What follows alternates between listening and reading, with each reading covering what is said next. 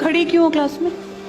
Seat नहीं मिल रही, आगे आ जाओ, थर्ड लाइन में आ जाओ, थर्ड लाइन में बैठा लो बेटा इसको। फिर तेरी बहन को जब कोई कहेगा यहाँ आके बैठ जा, फिर अच्छा लगेगा? थोड़ा लिमिट में रहना चाहिए ना। बैठ जाओ बेटा। चलो अपने देखो, अपने व्यवहार को ऐसा रखो जैसा तुम दूसरे के साथ करो, तुम्हारी बहन के साथ वही होगा।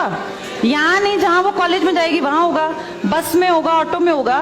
समाज सबसे मिलके बनता है। तुम घटिया हो ना किसी के लिए, तो तुम्हारी बहन के लिए 100% कोई ना कोई घटिया। भगवान जो है कर्मा रिटर्न्स बैक है, ये सीधी थ्योरी है ये। और ये मैं अपने लिए भी मानती हूँ, मैं अपनी बेटी के लिए भी मानती हूँ।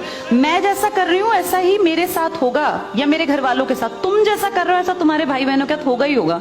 हम किसी भी बेटी के साथ गलत करेंगे ना, तो अपने आप को इसके लिए तैयार रखना कि मेरी बहन भी पढ़ने निकलेगी। आज छोटी है तो कल निकलेगी। चाचा की बेटी, मामा की बेटी, ऐसा नहीं कोई घर में रिश्ते ही ना हो, माँ भी तो होगी।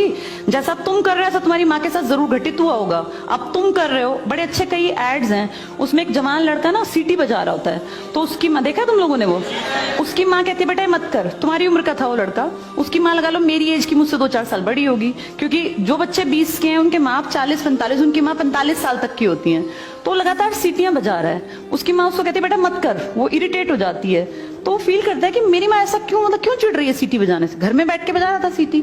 तो उसकी माँ को याद आता है कि जब मैं रोज बस स्टॉप पे जाती हूँ, 45 साल की अधेड़ उम्र की एक औरत, एक घटिया लड़का, मतलब ऐसे नहीं होते बिल्कुल ही घटिया जिनकी परवरिश हो, वो रोज उसको परेशान करता है, उस 45 साल की औरत को।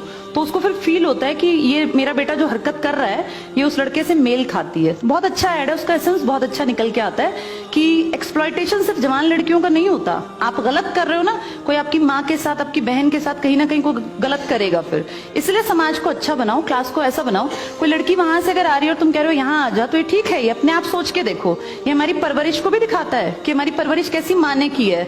अपनी बेटियों को जितने हम संस्कार देते हैं ना, उससे ज्यादा बेटों को देने चाहिए, क्योंकि गलत करने वाले लड़के ही तो है ना, किसी के प्रति गलत कमेंट करने वाले। ये ठीक नहीं होता।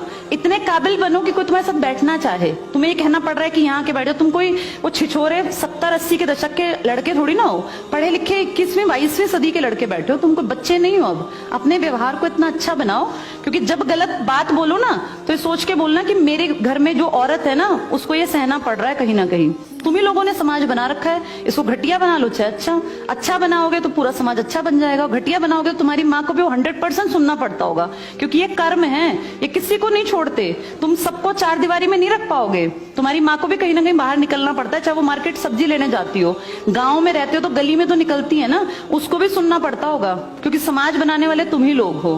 तो ये ध्यान रखो सबको कि भाई किसी को हमारे किसी भी कमेंट से बुरा ना लगे, और इनको अलग मत समझो। जैसे तुम्हारी बहनें ऐसी ये हैं, पसंद आना कोई अलग बात होती है, पर व्यवहार अच्छा रखना चाहिए। तुम्हारी परवरिश अच्छी माने की है, कम से कम ये दिखा के चलना।